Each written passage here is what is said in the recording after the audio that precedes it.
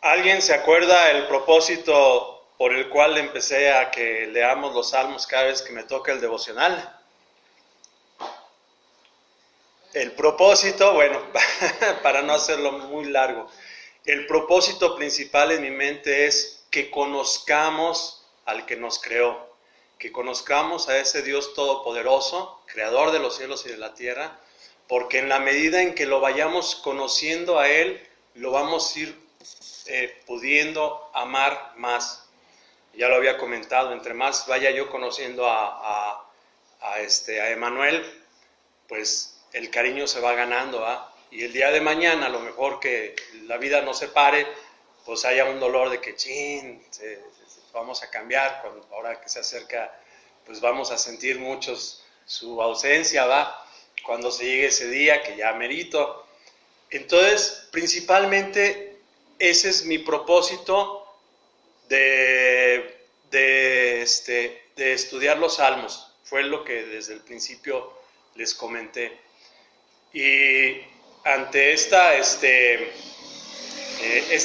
recordatorio de cuál es el propósito, les quiero platicar una anécdota que escuché de un pastor y que se me hizo, la verdad, tremenda, porque platicaba de una reunión de varones. Hagan de cuenta que estaban así, los varones, como estamos ahorita, y entonces el pastor empezó a pedir a cada uno de los que estaban reunidos que pasaran a exponer un versículo o un capítulo o algo que se supieran de memoria.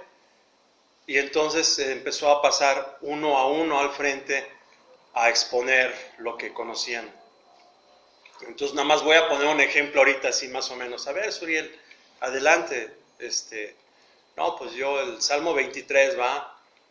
Y entonces, con elocuencia, con buen tono, buena dicción, fonética y demás, se levanta Suriel y el Señor es mi pastor, nada me faltará. No, hombre, lo dijo de una manera que pues mereció el aplauso de todos, ¿va? ¡Wow! ¡Qué hermoso lo dijo! Entonces, pues a ver, Marquito, adelante. Y no, pues yo pues nada más me conozco el Salmo 23.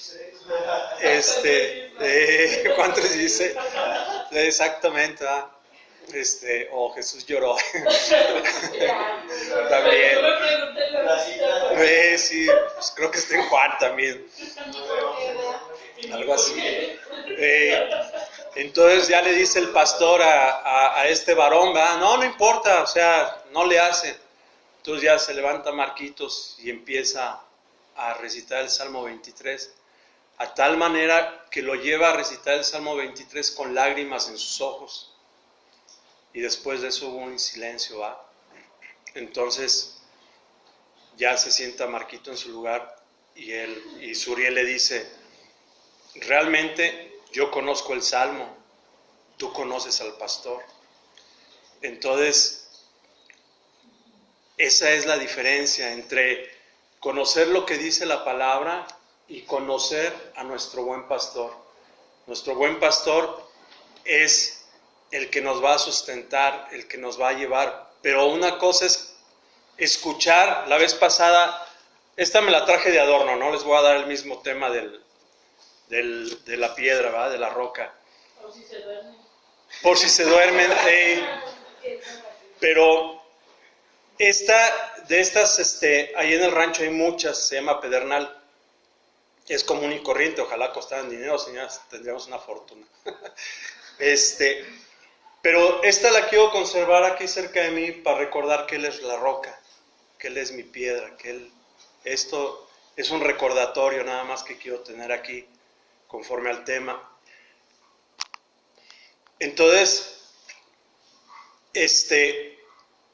conocer a nuestro pastor no es lo mismo aprendernos, conocer y versículos y tener una gran elocuencia de dominar capítulos y versículos. Primera de Corintios 3:16 dice tal cosa, o en fin, eso es bueno, qué bonito. Pero ahorita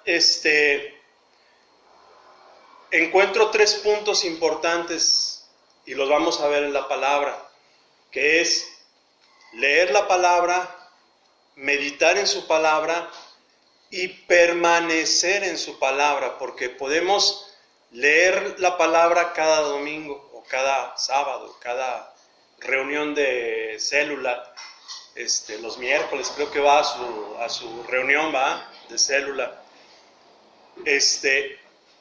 pero luego sigue el meditar la palabra.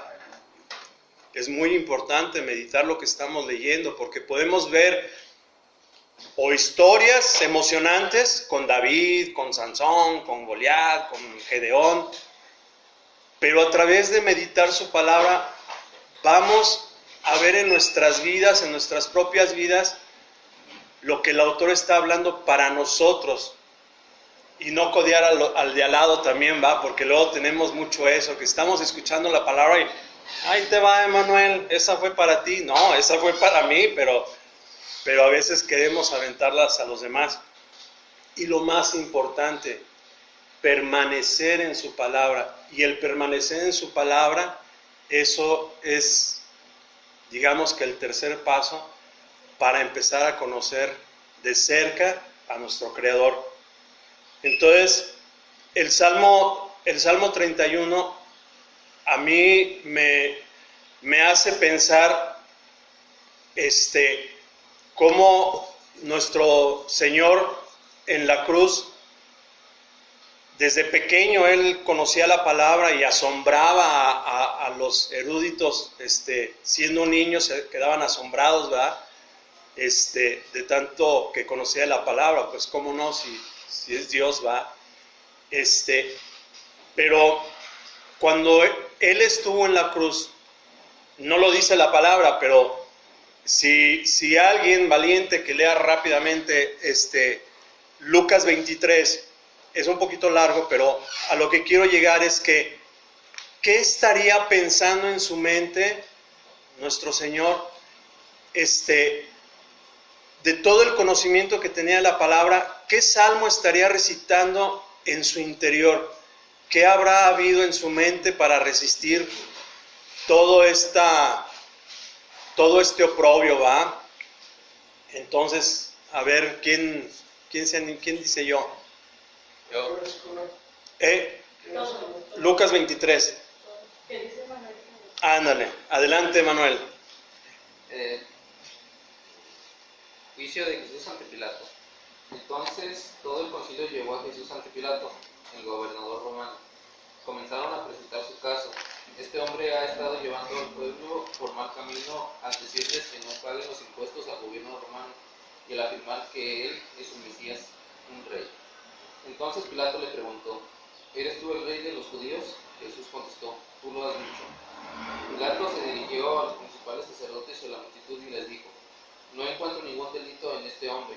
Pero insistían con sus enseñanzas, causa disturbios por donde va, en toda Judea, desde Galilea hasta Jerusalén. Ah, ¿es Galileo?, preguntó Pilato. Cuando le dijeron que sí, Pilato lo mandó a Herodes Antipas, porque Galilea estaba bajo jurisdicción de Herodes, y dio la casualidad que se encontraba en Jerusalén en ese momento. Herodes se alegró mucho por la oportunidad de ver a Jesús, porque había oído hablar de él, y hacía tiempo que quería verlo realizar un milagro. Herodes le hizo una pregunta tras otra, pero Jesús se negó a contestar. Mientras tanto, los principales sacerdotes y los maestros de la ley religiosa se quedaron allí gritando sus acusaciones. Entonces Herodes y sus soldados comenzaron a burlarse de Jesús y a ridiculizarlo. Finalmente le pusieron un manto real y lo enviaron de regreso a Pilato. Herodes y Pilato, quienes habían sido enemigos anteriormente, ese día se hicieron amigos. Entonces Pilato llamó a los principales sacerdotes y a los otros líderes religiosos junto con el pueblo, y anunció su veredicto: me trajeron a este hombre porque lo acusan de encabezar una revuelta. Detenidamente lo he examinado al respecto en presencia de ustedes y lo encuentro inocente. Herodes llegó a la misma conclusión y lo devolvió: este hombre no ha hecho nada que merezca la pena de muerte, así que lo haré azotar y luego lo pondré en libertad. Pero un gran clamor surgió de la multitud y a una voz la gente gritó: «Mátalo y suéltanos a Barrabás». Barrabás estaba en prisión por haber participado en un levantamiento contra el gobierno en Jerusalén y por asesinato. Pilato discutió con ellos porque quería poner en libertad a Jesús, pero la multitud seguía gritando: «Crucifica, crucifica». Por tercera vez insistió Pilato: «¿Por qué? ¿Qué crimen ha cometido? No encuentro ninguna razón para condenarlo a muerte. Lo haré azotar y luego lo soltaré». Pero la turba gritó cada vez más fuerte, exigiendo que Jesús fuera crucificado, y sus voces prevalecieron. Entonces Pilato sentenció a Jesús a muerte como la gente reclamaba. Pero como habían pedido, puso en libertad a Barrabás, el que estaba preso por levantamiento y asesinato, y les entregó a Jesús para que hicieran con él como quisieran, la crucifixión. Cuando ellos se llevaban a Jesús, sucedió que un hombre llamado Simón, que era de Cirene, venía del campo. Los soldados lo agarraron y lo pusieron la cruz sobre él y lo obligaron a cargarla detrás de Jesús. Una gran multitud lo seguía, incluidas muchas mujeres que lloraban desconsoladas. Entonces Jesús se dio la vuelta y les dijo: «Hijas de Jerusalén, no lloren por mí, lloren más bien por ustedes y por sus hijos, pues vienen días cuando dirán: dichosas las mujeres que no tienen hijos, los vientres que no dieron a luz y los pechos que no amamantaron. La gente suplicará a los montes: caigan sobre nosotros, y rogará a las colinas: entiérrenos. Pues así estas cosas suceden cuando el árbol está verde. ¿Qué pasará cuando esté seco?». Llevaron a otros dos, ambos criminales, para ser ejecutados con Jesús. Cuando llegaron a un lugar llamado La Calavera, lo clavaron en la cruz, y a los criminales también, uno a su derecha y otro a su izquierda. Jesús dijo: «Padre, perdónalos porque no saben lo que hacen». Y los soldados sortearon su ropa, tirando los dados. La multitud observaba y los líderes se burlaban. Salvo a otros decían: «Que se salve a sí mismo, si de verdad es el Mesías de Dios, el elegido». Los soldados también se burlaban de él al ofrecerle vino agrio para beber, y exclamaban: «Si eres el rey de los judíos, sálvate a ti mismo». Encima de su cabeza colocaron un letrero que decía: «Este es el rey de los judíos». Uno de los criminales colgados junto a él se burló: «¿Así que eres el Mesías? Demuéstralo salvándote a ti mismo y a nosotros también». Pero el otro criminal protestó: «¿Ni siquiera temes a Dios ahora que estás condenado a muerte?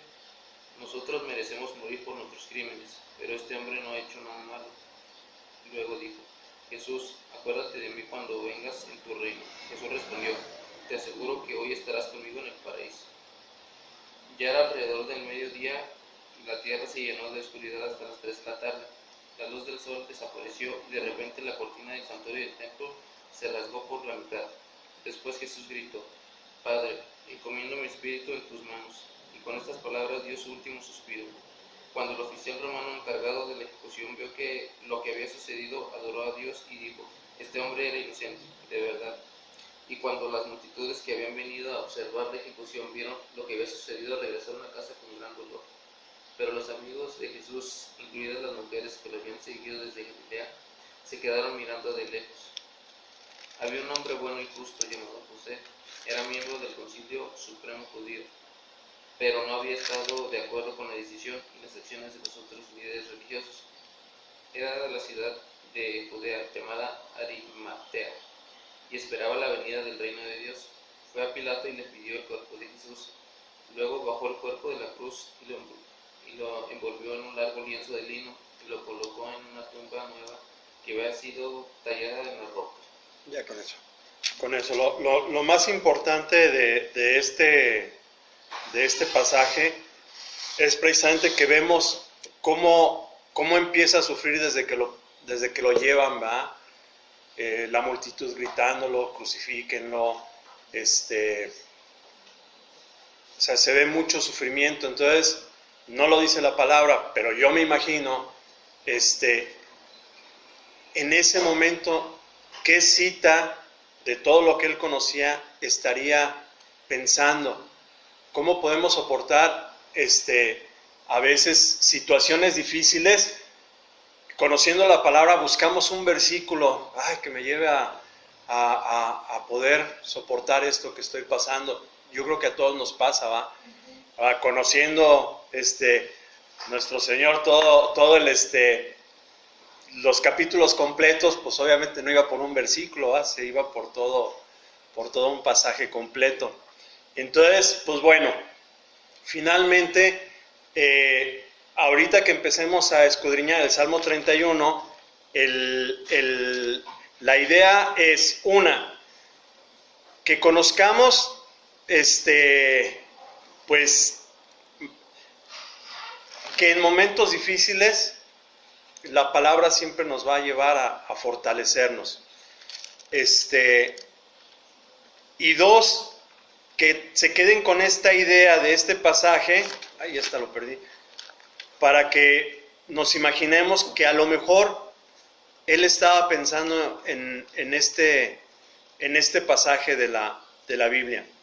Pero a lo mejor, como no nos va a dar tiempo de ver todo el Salmo 31, va a quedar en la segunda parte. Primero la idea de ver lo de la roca, porque aquí en el Salmo 31 lo vamos a leer. Pero les he dicho varias ocasiones que cuando el Salmo empieza, para el músico principal, yo les he dicho que significa para el que venciere. Ahora, en este Salmo me estuve esperando para poderles dar un porqué, ¿sí? La palabra para el músico principal en el original es la menatseach, que significa para el vencedor, ganar, tener victoria. Eso es lo que significa. Pero, resulta, a ver si lo apunté por aquí.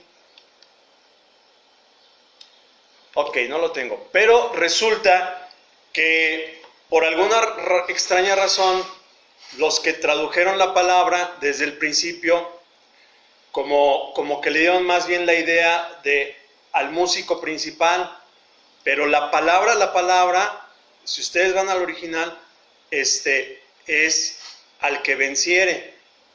Entonces, pues como eran los salmos, pues a lo mejor por eso dijeron, no, pues como que no checa al que venciere, pues le ponemos al músico principal, que también se puede aplicar, es lo que tiene el idioma en hebreo, que una sola palabra tiene muchas aplicaciones. Entonces sí puede aplicarse al músico principal, pero en sí su primera aplicación sería al que venciere. Entonces, aquí o sea, como este salmo es que está venciendo el sufrimiento, ¿sí? Está pasando por algo fuerte, nosotros muchas veces tenemos, digamos que tener esta victoria, ¿va? Y sin ir muy rápido, o sea, cuando en Apocalipsis vemos los mensajes a las iglesias, dice, por ejemplo, a Éfeso, recuerda por tanto de dónde has caído y arrepiéntete y haz las obras que hiciste al principio, si no vendré a ti y quitaré tu candelabro de su lugar, si no te arrepientes. Sin embargo, tienes esto, que aborreces las obras de los nicolaitas, las cuales yo también aborrezco, y el que tiene oídos que oiga el Espíritu que dice a las iglesias. Y luego dice en esta versión, al vencedor le daré a comer del árbol de vida que está en el paraíso de Dios. A Esmirna le dice, sé fiel hasta la muerte y yo te daré la corona de vida. El que tiene oído oiga lo que el Espíritu dice a las iglesias. El vencedor no sufrirá daño de la muerte segunda. A Pérgamo, por tanto, arrepiéntete, si no, vendré a ti pronto y pelearé contra ellos con la espada de mi boca. El que tiene oído, oiga lo que el Espíritu dice a las iglesias. Al vencedor le daré el maná escondido y le daré una piedrecita blanca, a lo mejor de este tamaño, y grabado en la piedra un nombre nuevo, el cual nadie conoce sino aquel que lo recibe. Bueno, esto no sé si es el tamaño, pero como está ahí la apliqué. A Tiatira, y al vencedor, repite, al vencedor, al que guarda mis obras hasta el fin, le daré autoridad sobre las naciones. A Sardis le dice, así el vencedor será vestido de vestiduras blancas y no borraré su nombre del libro de la vida y reconoceré su nombre delante de mi Padre y delante de sus ángeles. A Filadelfia le dice, al vencedor le daré una columna en el templo de mi Dios y nunca más saldrá de ahí.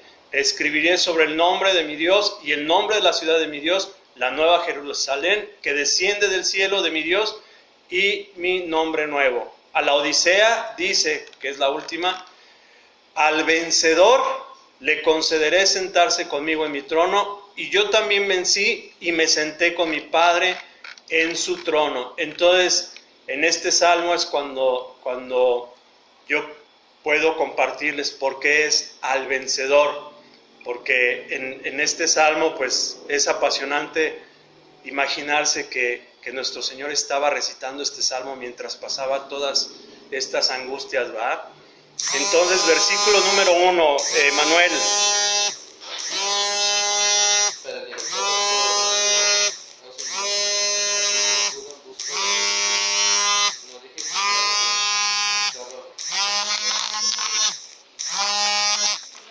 Dos, sí.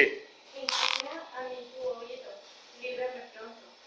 Sé tú mi roca fuerte y ciudadela para salvarme. Ok, y aquí ya empezamos a ver, sé tú mi roca. Lo que vimos la semana pasada, bueno, no la semana pasada, cuando me tocó el devocional pasado, ¿sí? ¿Qué es nuestra roca? El que nos protege, el que nos salva, el que nos guarda, el que todo lo que vimos aquella vez va, y fortaleza para salvarme. Versículo número 3. Dice, tú eres mi roca y mi fortaleza.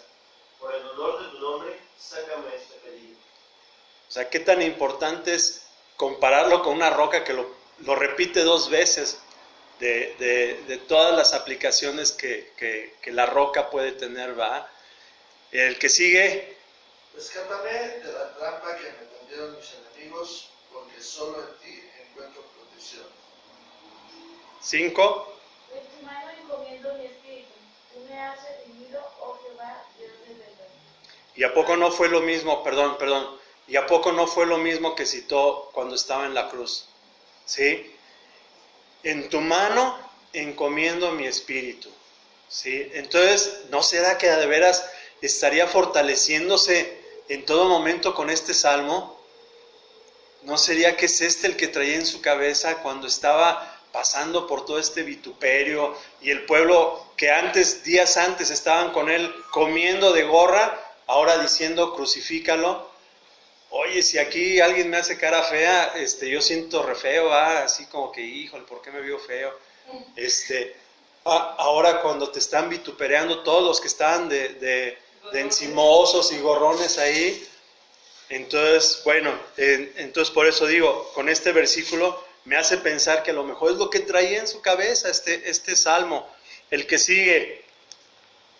Aborrezco a los que esperan en vanidades ilusorias, mas yo en Jehová he esperado. ¿Sigo? Ahí sí, adelante. Me gozaré y alegraré en tu misericordia, porque has visto mi aflicción, has conocido mi alma en las angustias. Sí, va, entonces vemos toda esta fortaleza, porque me has visto en mi aflicción y has conocido a mi alma en las angustias, porque nuestra alma, en las buenas, pues como que no es lo mismo en las angustias. En las angustias tenemos una sed y una necesidad de nuestro Dios, que cuando andamos en las buenas, pues a veces ni nos acordamos. El que sigue. No me entregaste en mano del enemigo, pusiste mis pies en lugar espacioso. Adelante. Ten misericordia de mí, Señor, porque estoy angustiado. Las lágrimas me nublan la vista, mi cuerpo y mi alma se marchitan. Sí estaría pensando, yo creo que en este salmo va, porque mi vida se va gastando de dolor y mis años de suspirar, se agotan mis fuerzas a causa de mi iniquidad y mis huesos se han consumido. Recuérdense, él no tenía iniquidad, pero llevó la iniquidad de todos en su cuerpo. ¿Va? El que sigue. Todos mis enemigos me desprecian y mis vecinos me rechazan. Ni mis amigos se atreven a acercarse a mí. Cuando me ven por la calle, salen corriendo para el otro lado. He sido olvidado en su corazón como muerto. He venido a ser como manso echado a perder. He oído cantidad de rumores sobre mí y el terror me rodea. Mis enemigos conspiran en mi contra. Hacen planes para quitarme la vida. Pero yo confío en ti, oh Señor, digo, tú eres mi Dios. En tu mano están mis tiempos, líbrame de la mano de mis enemigos y de mis perseguidores. Haz resplandecer tu rostro sobre tu siervo, sálvame por tu misericordia. No sea yo avergonzado, oh Jehová, ya que te he invocado. Sean avergonzados los impíos, estén mudos en el Seol. Enmudezcan los labios mentirosos, que hablan contra el justo cosas duras, con soberbia y menosprecio. Qué grande es la bondad que has reservado para los que se temen. La derramas en abundancia sobre los que acuden a ti en busca de protección y los bendices ante la mirada del mundo. Como faltan varios y ya casi terminamos, me lo voy a echar de pechito. Versículo 20. En lo secreto de tu presencia los esconderás de la conspiración del hombre, los pondrás en el tabernáculo a cubierto de contención de lengua. Bendito sea el Señor, porque ha hecho maravilloso su misericordia para conmigo en ciudad fortificada. Decía yo en mi premura, cortado soy de delante de tus ojos, pero tú escuchaste la voz de mis ruegos cuando a ti clamaba. Ama al Señor, todos vosotros los santos, a los fieles guarda el Señor y paga abundantemente al que procede con soberbia.